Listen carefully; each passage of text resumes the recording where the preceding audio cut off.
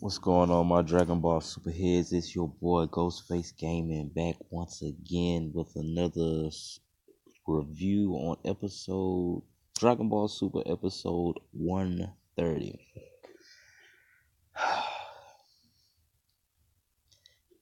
This is my fourth time trying to do this video, for many different reasons.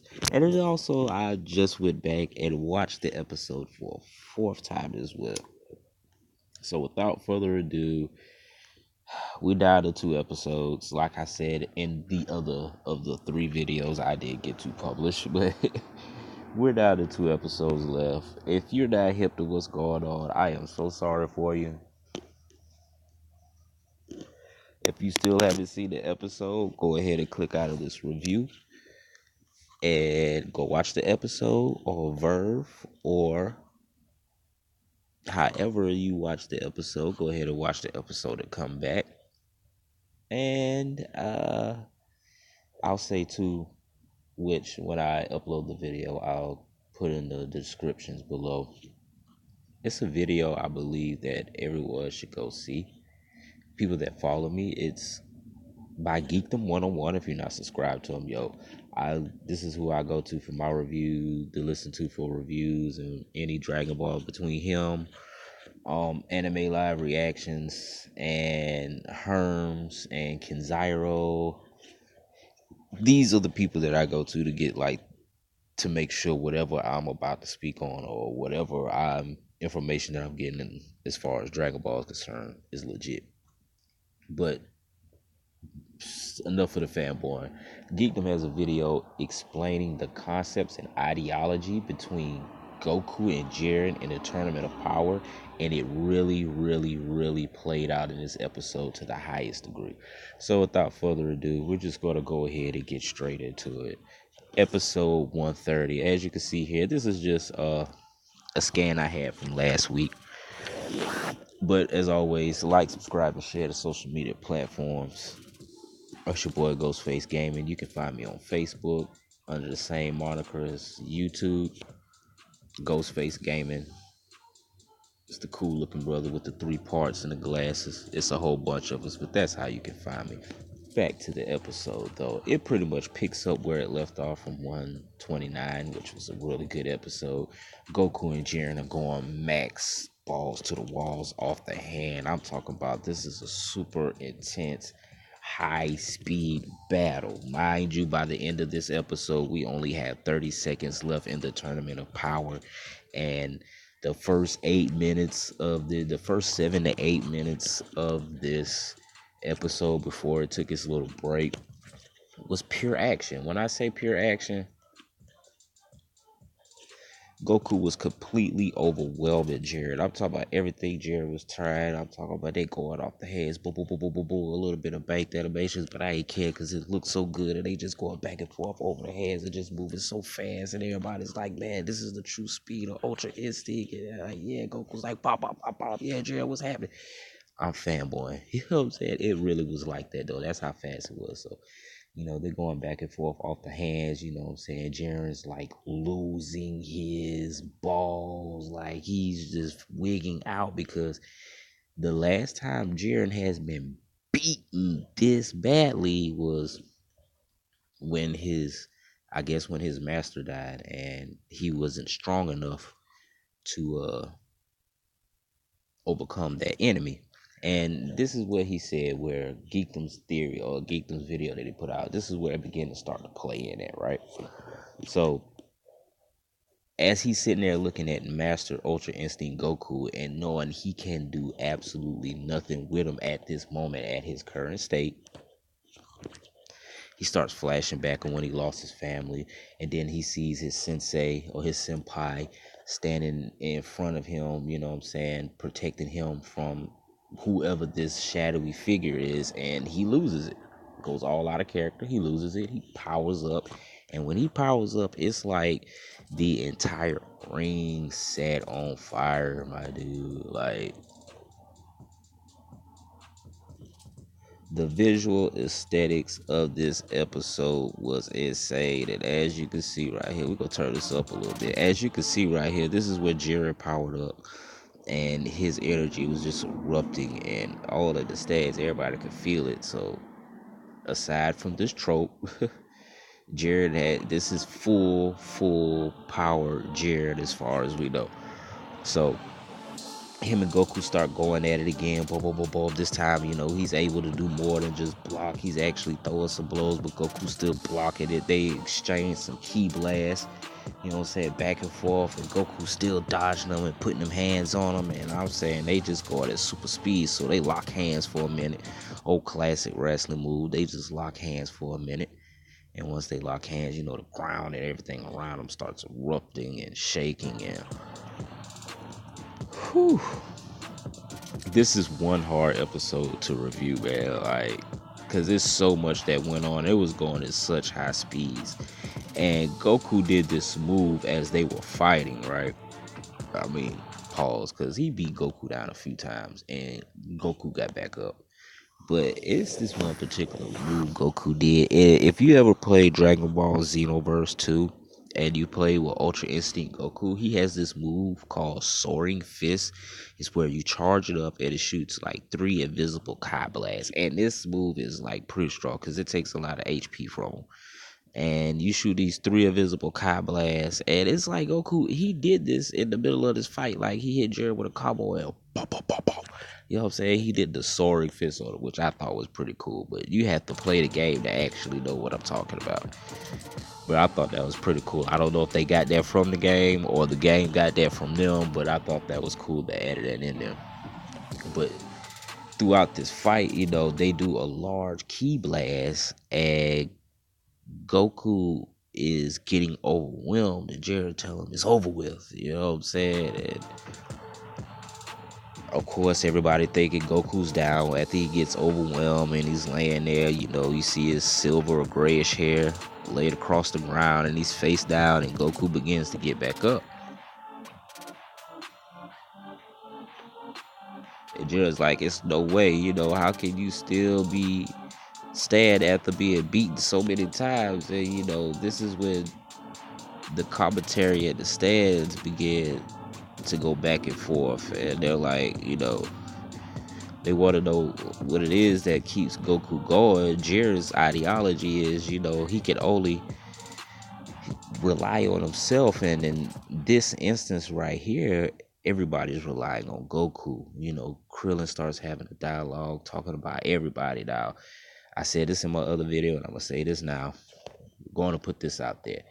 Other than Master Roshi and Gohan, everybody that is on Goku's team has been the adversary or a rival to him at one point. That's including the swap out of Buu and Frieza, because Buu was the last villain that they fought. Majin Buu. That goes from when he started with Piccolo Daimyo, so with King Piccolo, and then Piccolo Daimyo, Piccolo Jr. came out and he beefed with him from when he started with Tien Shinhan. You know what I'm saying? The Crane School versus the Turtle School, to of course the most notable is him and Vegeta's beef. And when the androids came in before Cell, the androids came in, their goal was to kill Goku. And then of course after that, well, in between that, you had Frieza after Vegeta, but still, it's the point. Everybody that's on Goku's team at one point in time has been his adversary. And every last one of them has stuck their neck out there to save Goku. So at this point, everybody that's on Goku's team is relying on him to win in order for them to survive. With Jared on the other half of his life, for his universe to survive, it all depends on him and nobody else, solely and completely on him.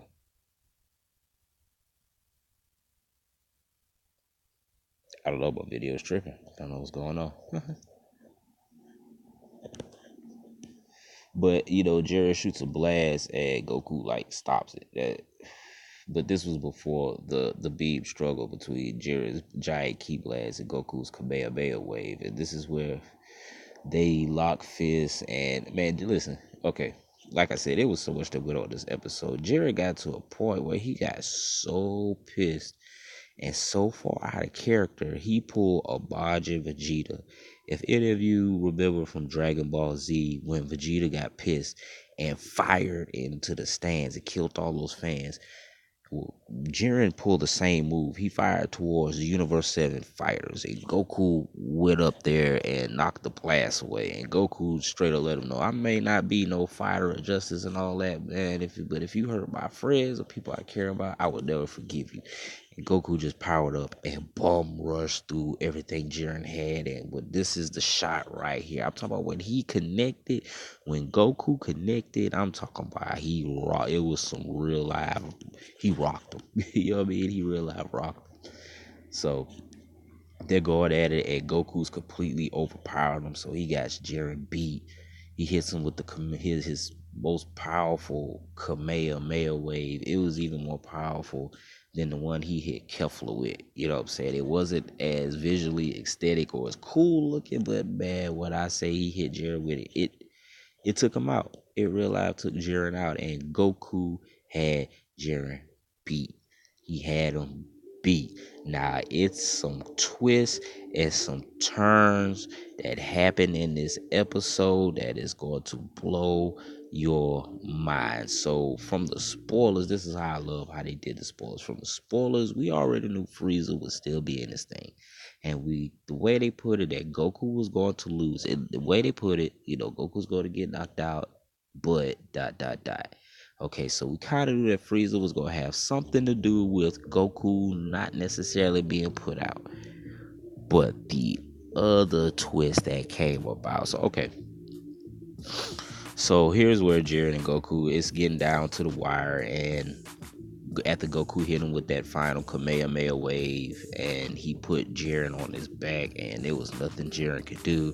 Jiren sitting here telling this man that, you might as well go ahead and finish me. And Goku tells him, a person like you should already know what this is about, basically. And Beerus tells him, go ahead and finish him. So Goku powers up this big golden ki blast, and it kind of looks like, he's going to give him power to continue fighting. But Goku powers up this big golden ki blast, and before he could let it off, the same old contrived trope that always happens, like what happened with him when he fought here at the Universe 6-7 tournament, when he went Super Saiyan Blue with Kaioken times 10 stacked on top of it, and he quit the fight. And after he quit the fight, his body just it just broke all up. Well, it was this times 100. It was even worse. And we said, everyone's like, oh no, what happened? And we's like, his God-breaking limit of Ultra Instinct, I didn't think it would take a toll this bad. So Jiren sees this, and he's like, oh, what's going on? So, Bell Ball of Remove, the God of Destruction Universe 11 is like, you want to win? Go ahead and finish him. Don't you want the Super Dragon Balls? And Topo and Jiren are both like, Topo gets it now. He gets the concept and ideology of Universe 7. And Jiren kind of does too. And he tells him, I didn't want our battle to end like this. But, he basically has to do what he has to do. And he tells Goku, you shall live on forever in my memory. So, boom, he powers up, knocks Goku out. And on his way out, boom, out of nowhere, your boy Frieza saves Goku, and everybody's like, whoa, Frieza. And he's standing there, and it's golden form. But here comes twist number 2. You see this hand right here? No, that is not Goku's hand. That is Android 17, my nigga. Android 17 survived. He even says, it's like, whoa, you survived. He's like, yeah, it was a gamble doing that, but I didn't think I survived. I guess I did. So now we have 30 seconds left in the Universal Survival Tournament. 30 seconds left, one episode. You already know they're about to jam pack so much into this episode. It's gonna be crazy. Because if you see the previews for next week's episode, you see the dragon from the Super Dragon Balls in the background. So it was a picture that came out earlier this week that people thought was fake, of Goku and Frieza looking at their base form, and they look like, you know what I'm saying, they don't know if they look like they're shocked or they're in their battle cry screaming, you know what I'm saying? But people thought it was fake, and it actually was an actual picture. So it's 3-on-1 at the end of the tournament. This is this is where the episode left off at, right here. You see Android 17 Golden Frieza versus Jiren. Goku's down, but of course he's gonna come back. But he's down for the moment, trying to recover from this. And the way the previews, they Jiren's got his hand full. Whether he be able to put everybody out, I don't know. But let's say he just puts one of them out. He puts out Android 17. He puts out Android 17, and he still has 12 seconds left. He still has to deal with Frieza and Goku in these 12 seconds. Not knowing how much power Goku has left, but this should be very interesting. Very interesting. And it's a picture for the preview that if you'll see King Old Kai, Beerus, and Kai's face, and the way they look is like, they're extremely shocked. So we don't know, man. Like, they threw us for a loop. A good loop, but they threw us for a loop with those spoilers. They really threw us for a loop with those spoilers. And I tell people, it's like when you're reading the old magazine or the old TV guides, they give you the summary, but a big twist happens in the show that completely blows that summary out the window. This is exactly what happened here. This is another prime example of what happened. And as far as the way Dragon Ball Super is going to end, or whether it's coming back as a series, man, we don't know. They left that door wide open for us. We do know we got a movie coming up in December, the 14th of December. At that, we do know we have a movie the 14th of December that is a Dragon Ball Super movie. So depending upon how that movie does, we'll more than likely get a return series. Whether it be in 2019, I don't know. That hasn't been confirmed yet. Any information comes out, you guys know, I'll be the first to let y'all know. Man, aside from the 3 years that Dragon Ball Super has been on, this year at the Universal Survivor Tournament has been a ride, period. I mean, there's some plot holes, there's some things we can debate about and be like, hey, what happened to this? Ooh, why Gohan got eliminated, not 17, or why we never went back to Goten and Trunks or 17's island, so of course there's still a lot of questions left out there to be answered. How far the manga is going to supersede the anime, we don't know. But the next chapter of the manga comes out, I'm gonna start doing reviews on the manga, to keep the content going. And whatever information on Dragon Ball Super comes out, your boy is on it. As always, like, subscribe, and share to social media platforms. As you can see, that's me on Facebook. Check my page out, Ghostface Gaming on Facebook or YouTube, Ghostface Gaming.